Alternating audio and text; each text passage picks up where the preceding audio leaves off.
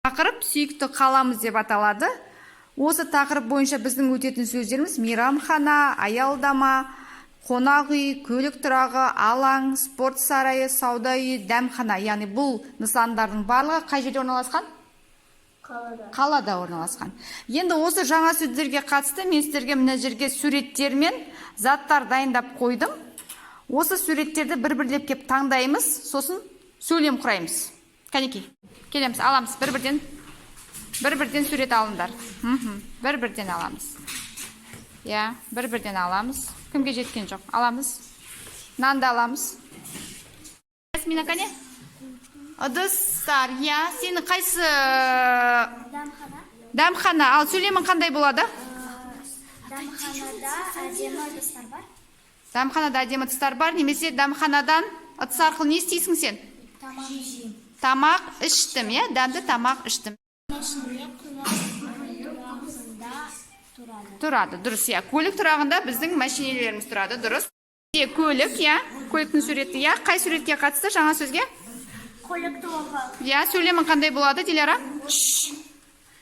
Менің машине көлік тұрағы тұрады. Немесе мен мәшинемді Көлік тұрағы тұрағына қоямын. Қандай сурет, Айзере?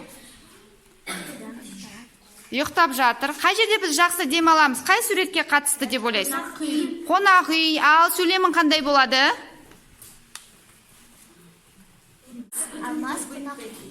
Үйде жақсы демалды. Теннис таяқшалары, я, қай суретпен қатысты? Спорт Сарайы. сарайы. Ал сенің сөйлемін қандай болады? Мен спорт сарайыда теннис ойнаймын. Ойнаймын, молодец, жарайсың, өте керек. Киімдер. Ал сен қай жаңа сөзге қатысты? Бұл жерде жоқ, я? Бұл жерде жоқ, ол нетте кездеседі, мәтінде кездеседі. Сауда үйі, торговый дом. Сауда үйі. Я. Не істедің сауда үйінде? Сауда үйінде киімдер сатып алдым. Жарайсың, Ибрахим. Ыдыстар, я? Шанышқы, қасық, кесе. Я, қайсы сөзге қатысты сенің ыдыстарың? Мейрамхана, я? Жақсы, мейрамхана. Не істедің мейрамханада сен? Андағы ыдыспен. Мен мейрамханада не істейсің ыдыспен?